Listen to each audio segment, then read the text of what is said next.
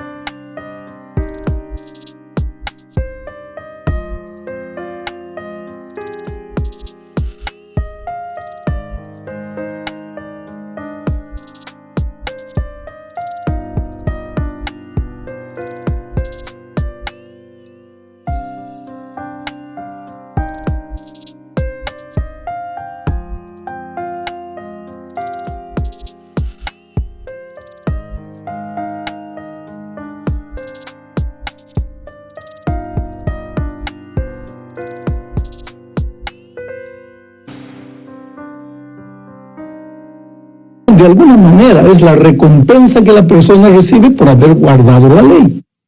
Y a Pablo le resultó muy difícil lidiar con los hermanos de Galacia, que no querían entender la esencia del Evangelio. A los Gálatas, por otro lado, les resultaba difícil entender que una persona se salvase sin hacer nada solo por confiar en Jesús. Ellos se aferraban a la ley de Dios como si la ley fuese la fuente de la salvación. Entonces viene San Pablo y les dice que cuando una persona es bautizada es revestida de Cristo. Aquí encontramos una referencia a la justicia de Cristo. Cuando una persona se bautiza, en realidad está reconociendo que ella es incapaz de salvarse sola. Está vestida de trapos de inmundicia y por eso va a Jesús y el Señor arranca esas vestiduras inmundas y lo vuelve a vestir, lo reviste, lo cubre con su justicia. Y entonces Dios ya no ve al pecador como un pecador, sino como a su propio Hijo Jesucristo, con su vida inmaculada, porque el pecador está revestido, está cubierto de Cristo, está escondido en Cristo. Pero hay más. En Romanos 6, Pablo explica lo que significa ser revestido de Cristo. Mira lo que dicen los versículos 1 al 3 de Romanos 6. ¿Qué diremos entonces? ¿Continuaremos en pecado para que la gracia abunde? En ninguna manera, porque los que hemos muerto al pecado, ¿cómo viviremos aún en él? ¿O no sabéis que todos los que hemos sido bautizados en Cristo Jesús hemos sido bautizados en su muerte? Esto es interesante. Los que fuimos bautizados en su muerte. Quiere decir, así como Cristo murió en la cruz del Calvario en la hora del bautismo, el pecador muere también al viejo hombre y nace la nueva criatura revestida de Cristo. ¿Y nace para qué? Para andar en una nueva vida. Los caminos de pecado son abandonados.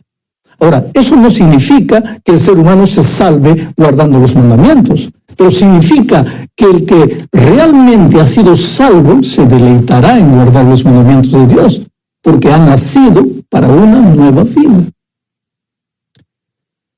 La segunda parte de la lección amplía este asunto desde el punto de vista de Pablo. Para el apóstol, el Evangelio no es solo un asunto de teología, no es apenas teoría para ser estudiada y analizada.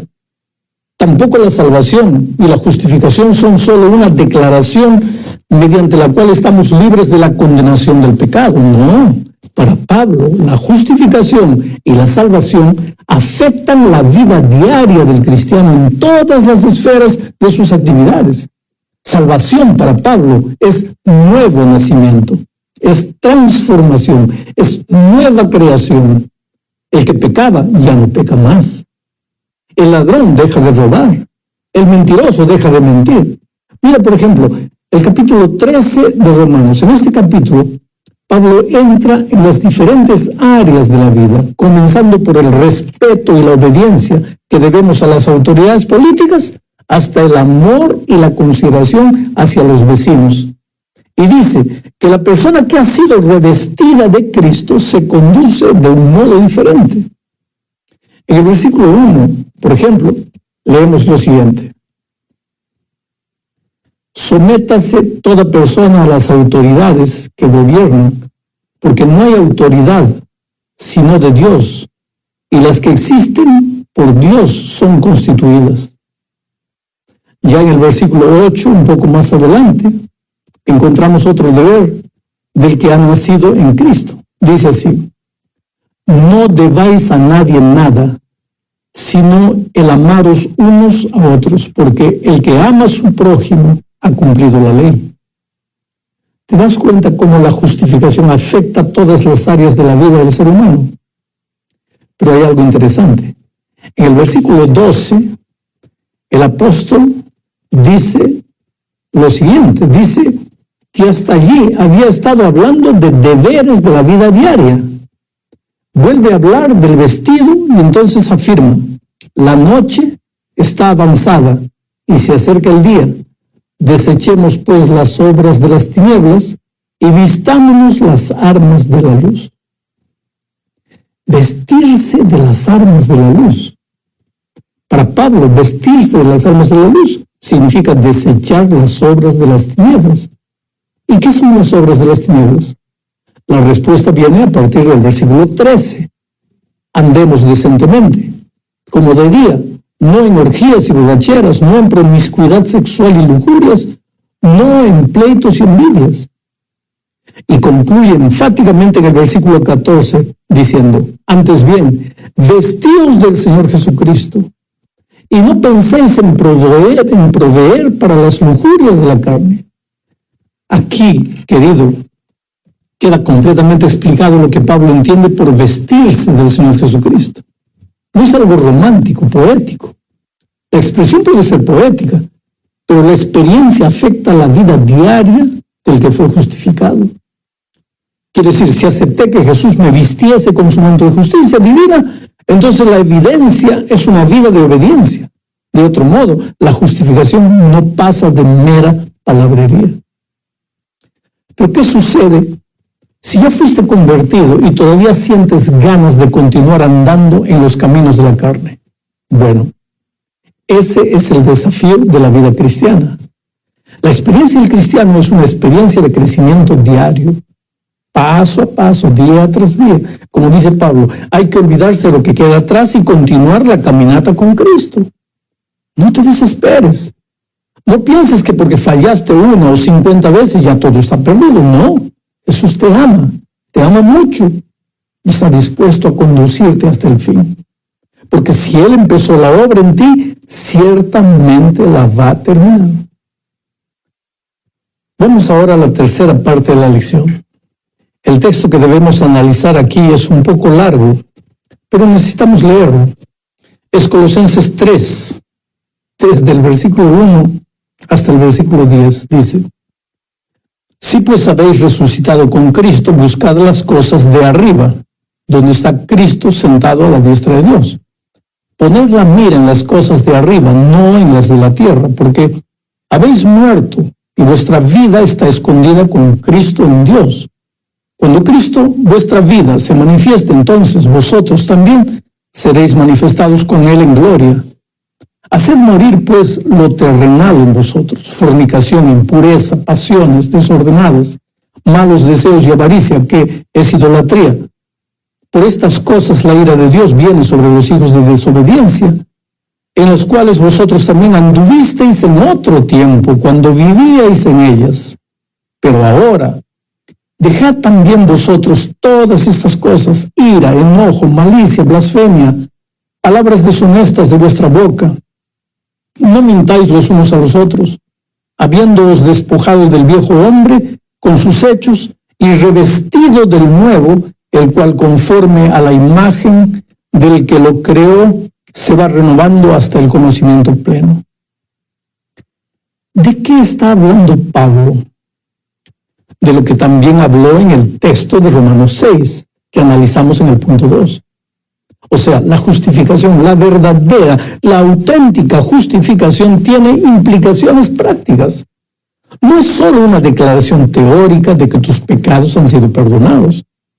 Es también una transformación. Si pues habéis resucitado con Cristo, buscad las cosas de arriba donde está Cristo, afirma el apóstol. La preposición si es elocuente, demuestra condición. Esta es una frase condicional. Si realmente habéis resucitado en Cristo, mejor dicho, si os habéis sido revestidos de Cristo, en otras palabras, si habéis sido justificados, entonces tenéis que buscar las cosas de arriba donde está Cristo. Ahora, hay algo que no sé si te diste cuenta. Está implícito en el texto de Romanos y en este texto de Colosenses. Es la idea del bautismo. Esto tal vez responde a la pregunta que mucha gente se hace de ¿por qué es necesario el bautismo? No es suficiente creer. Bueno, Marcos 16 dice que el que creyere y fuere bautizado será salvo. Creer y ser bautizado para Marcos es una sola experiencia. El creer te conduce de manera natural al bautismo. Pero Pablo en el texto de Romanos y aquí en Colosenses desarrolla este pensamiento al decir que todos los que somos bautizados en su muerte.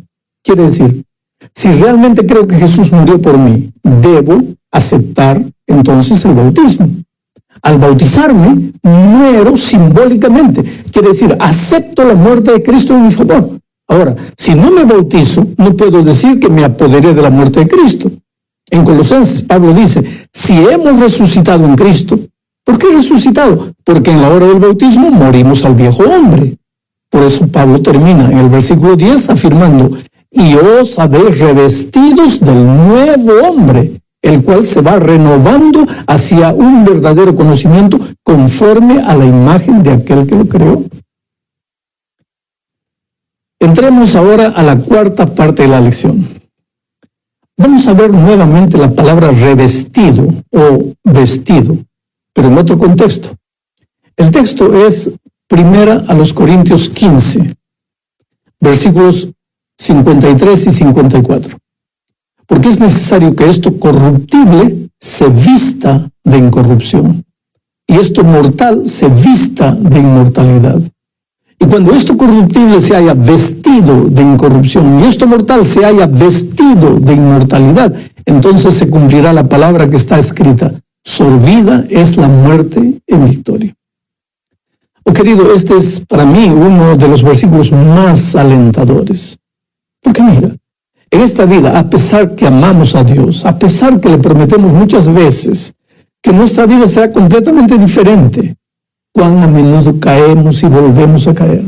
No queremos hacerlo, pero caemos. Y de tanto caer llega un momento en que pensamos que lo más honesto de nuestra parte es desaparecer de la iglesia para siempre.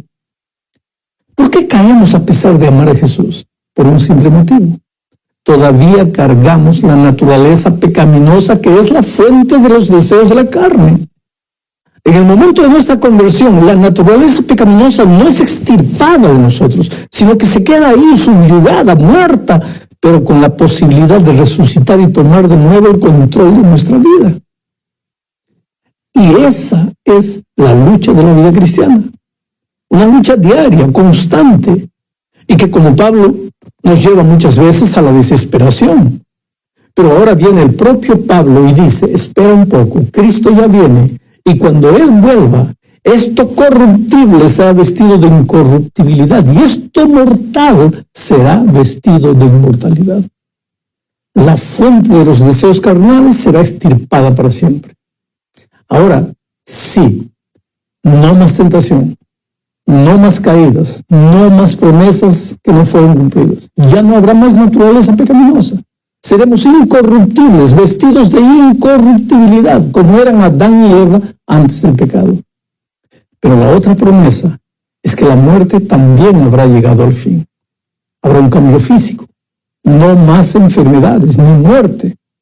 Nadie más te arrancará un hijo de los brazos. La muerte habrá sido derrotada para siempre. ¿No es maravilloso? Llegamos ahora al fin de la lección hablando de la vida eterna con Cristo. Mira lo que dice Pablo en la segunda epístola a los Corintios, capítulo 5, versículos 1 al 4.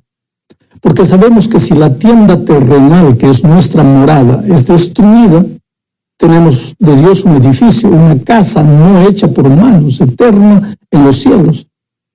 Y por esto también gemimos, deseando ser revestidos de aquella nuestra habitación celestial.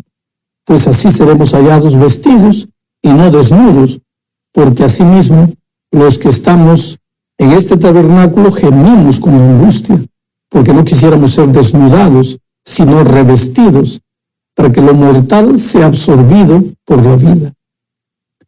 En este texto, Pablo está repitiendo el concepto anterior, pero con otras palabras. El templo se refiere al cuerpo. En esta vida, nuestro templo, nuestro cuerpo es frágil. Todavía cargamos la naturaleza pecaminosa, sujeta a la muerte y a las enfermedades propias de esta vida.